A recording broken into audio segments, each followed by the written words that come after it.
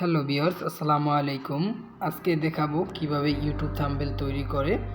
আচ্ছা, যাই হোক, কথা না বলে আমরা ইউটিউব থাম্বনেলটি সরাসরি তৈরি করতে যাই। আমরা প্রথমে দেখতে পাচ্ছি উপরে থ্রি ডট মেনু আছে, থ্রি ডট মেনুতে একটা ক্লিক করে দিব। নিচে দেখতে পাচ্ছি ইমেজ সাইজে ক্লিক করে দিব। এখানে ক্লিক করার পর এখানে অপশন আছে কাস্টমে ক্লিক করে দিব। কাস্টমে ক্লিক করার পর ইউটিউব থাম্বনেলে ক্লিক করে ওকে দিয়ে দেবো। তাহলে কিন্তু আমাদের ইউটিউব থাম্বনেলের সাইজটি তৈরি হয়ে গেল। তারপর আমার নিউ টেক্সটটি যদিও কোনো কাজে লাগে না, তার জন্য আমি নিউ টেক্সটটি ডিলিট করে দেব। তারপর আমি ব্যাকগ্রাউন্ড নেওয়ার জন্য যেটা করব সেটা হলো এখানে যাব। এখানে যাওয়ার পর ফর্ম গ্যালারিতে যাব। ফর্ম গ্যালারিতে যাওয়ার পর আপনার সরাসরি আপনাকে আপনার ফাইলে নিয়ে আসবে। ফাইলে নিয়ে আসার পর আপনি যেটা ইচ্ছে সেটা ব্যাকগ্রাউন্ড নিয়ে নিতে পারেন। আমি এটা নিয়ে নিলাম। এটা নিয়ে নেওয়ার পর আমি এখানে টিক মার্কে ক্লিক করে দিলাম। অটো কিন্তু আমার ব্যাকগ্রাউন্ডটি সিলেক্ট হয়ে গেছে। তারপর যেটা করবেন সেটা হলো আমি এখানে এখন আমার একটা ফটো নিব। ফটো নেওয়ার জন্য এখানে ইম্পোর্টে ক্লিক করে দিবেন। ইম্পোর্টে ক্লিক করার পরে আপনাকে কিন্তু ফাইলে নিয়ে আসবে। ফাইলে নিয়ে আসার পর আপনি যে ইমেজটি ব্যাকগ্রাউন্ড রিমুভ করে বসাতে চান বা আপনার নিজের প্রোফাইল ছবি বসাতে চান সেটাও বসাতে পারেন। আবার আপনি যে কোনো পিকচার বসাতে পারেন। তাই আমি এটা নিয়ে নিলাম। এটা নিয়ে নেওয়ার পরে টিক মার্কে ক্লিক করে দিলাম। এটা কিন্তু ছোট বড় করতে পারবেন। আমি জাস্ট এটুকু নিলাম। তারপর এটাকে স্ট্রোক করার জন্য ফন্ট সাইজ করার জন্য আমি যেটা করব সেটা হলো এখানে কিন্তু আমার স্ট্রোক আছে। এই যে স্ট্রোকে আসার পর এখানে আমি একটা কালার সিলেক্ট করে নিলাম, রেড। তারপর আমি কিন্তু এটাকে হোয়াইটটা একটু বাড়িয়ে নিলাম। বাড়িয়ে নেওয়ার পর দেখতে পাচ্ছেন আমার স্ট্রোক সাইডটা কিন্তু রেড হয়ে গেছে অটো। তারপর আমি যেটা করব সেটা হলো একটা টেক্সট লিখবো। সেজন্য আমি টেক্সটে ক্লিক করে দিলাম। উপরে এডিট অপশনে ক্লিক করে দিলাম। এডিটে অপশনে ক্লিক করার পর আমি নিউ টেক্সটটি কেটে নিলাম। কেটে নেওয়ার পরে যেটা করব সেটা হলো আমি আমার টেক্সটটি লিখে নেব।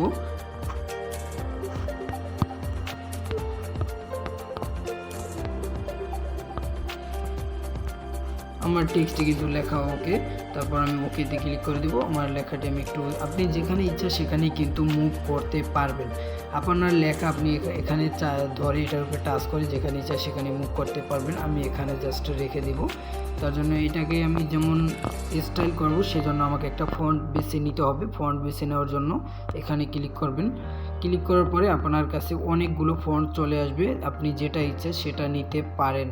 আমি কিন্তু যেমন এই ফন্টটা নিয়ে নিলাম। এই ফন্টটা নেওয়ার পর ওকে দিয়ে দিলাম। আমার এখানে কিন্তু টিপস অ্যান্ড ট্রিক্স অটো চলে আসছে।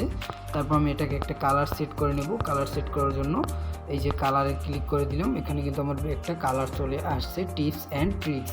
এটা কিন্তু 3 ভাগে ভাগ হয়ে গেছে। তারপর আমি আরেকটি টেক্সট নেব, সেজন্য টেক্সটে ক্লিক করে দিলাম। তারপর এখানে চলে আসলাম। এখানে আসার পর নিউ টেক্সটটি কেটে একটু আমি বাংলা লিখে দেব। বাংলা লিখে নেওয়ার জন্য সেটা করব কম্পিউটারের মতো হবে। যদি এত বড় লিখবো না, আমি কম্পিউটারের মতো ওকে দিয়ে দিলাম। ওকে দিয়ে দেওয়ার পরে এখানে কিন্তু আমার এরকম আসবে। এরকম আসার পরে আপনি যেটা করবেন, আমি একটা বাংলা ফন্ট নিব। সেজন্য এই যে এই ফন্টে ক্লিক করে দিলাম। এখানে ক্লিক করে দেওয়ার পর আমার কিন্তু এখানে ইংরেজি ফন্ট, যে কারণে ইংরেজিটা বাংলা হবে না, বাংলাটা ইংরেজির মতো হবে না। সেজন্য এখানেও আছে মাই ফন্টে ক্লিক করে দেওয়ার পরে এখানে কিন্তু অনেকগুলো ফন্ট আছে। আপনাকে কিন্তু ফন্ট ডাউনলোড করে নিতে হবে। আমি আমার ডিসক্রিপশন বক্সে ডাউনলোড লিঙ্কটি দিয়ে দেব। অবশ্যই সেখান থেকে আপনি এই যে বাংলা ফন্টটি ডাউনলোড করে নিতে পারবেন। সেজন্য আমি এই ফন্টটি ক্লিক করে দিলাম। তারপর এখানে ক্লিক করে ওকে দিয়ে দিলাম। আমার ফন্টটি কিন্তু দেখতে পাচ্ছেন অটো সিলেক্ট হয়ে গেছে। এটাকে আমি একটা কালার করে নিব। কালার অপশনে ক্লিক করে দিলাম। কালার অপশনে ক্লিক করে দেওয়ার পর আমি এটাকে একটু হলুদ কালার করে নিলাম। দেখতে পাচ্ছেন কিন্তু আমার ফন্টটা অটো ডিজাইন হয়ে গেছে। তারপর আমি আরেকটি টেক্সট নেব। আরেকটি টেক্সট নেওয়ার জন্য টেক্সট অপশনে ক্লিক করব। টেক্সট অপশনে ক্লিক করার পরে এখানে আমি আবার এডিট অপশনে ক্লিক করে নিউ টেক্সটটি কেটে হবে আপনার কাছে থাকা, ওকে দিলাম কাছে থাকা। তারপরে একটু আবার আমি আরেকটা ফন্ট নিয়ে নেব। সেজন্য ফন্টে যাব। ফন্টে চলে যাওয়ার পর এই ফন্টে ক্লিক করে দেওয়ার পর আবার কিন্তু আপনি দেখতে পাচ্ছেন এখানে মাই ফন্টে ক্লিক করে আপনার কিন্তু ওই ফন্টগুলো অবশ্যই ডাউনলোড করতে হবে, না করলে হবে না কিন্তু।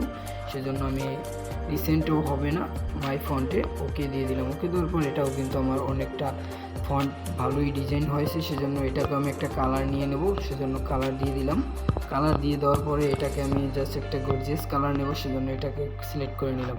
এখানে কিন্তু আপনি চাইলে আপনার ইচ্ছে মতো ব্যাকগ্রাউন্ডও ব্যাকগ্রাউন্ডও নিতে পারেন। ব্যাকগ্রাউন্ড নিয়ে কিন্তু আপনি এটার ব্যাকগ্রাউন্ডটাকেও কালার করতে পারেন। আমি জাস্ট ব্যাকগ্রাউন্ড নিব না, সেই জন্য আমি ব্যাকগ্রাউন্ডটাকে ইস্যু করে দিলাম। তারপরে আপনি যেটা করবেন সেটা হলো আপনার এভাবে কিন্তু আপনি যেভাবে ইচ্ছা সেভাবে মুভ করতে পারবেন। এভাবে আরও অনেকগুলো লেখা লিখতে পারবেন। আবার আপনি এভাবে সিলেক্ট করতে পারবেন, স্ট্রোক করতে পারবেন। আজকের ভিডিওতে দেখলে অবশ্যই বুঝতে পারছেন কিভাবে ফন্ট এবং কালার করতে হয়, অবশ্যই বুঝতে পারছেন। এভাবে কিন্তু এটাও কিন্তু একটা থাম্বনেল হয়ে যায়। আপনি যদি থাম্বনেল সেভ করতে চান তাহলে এই যে save as project, save as image দিয়ে জাস্ট সেভ টু, এখানে সেভ টু গ্যালারি করার আগে অবশ্যই এই যে কাস্টম অপশনে ক্লিক করে আলট্রা করে নেবেন। আলট্রা করে নিয়ে সেভ টু গ্যালারি আপনার কিন্তু একটু সময় নেবে, তারপর কিন্তু অটো সেভ ইমেজ সেভ হয়ে গেছে। এটা কিন্তু একটা থাম্বনেল হয়ে গেছে আমার। দেখেন আমি আপনাদেরকে আমার গ্যালারিটা একটু দেখাই। আমার গ্যালারিতে কিন্তু জাস্ট আমার অনেকগুলো থাম্বনেল করা আছে। দেখেন আমি এই যে থাম্বনেলটা করেছি মাত্র, তারপর আগে একটা থাম্বনেল করেছি অন্য একটি থাম্বনেল, যদিও এই যে দেখেন আমি সাউন্ড টেকনোলজি থাম্বনেল করেছি।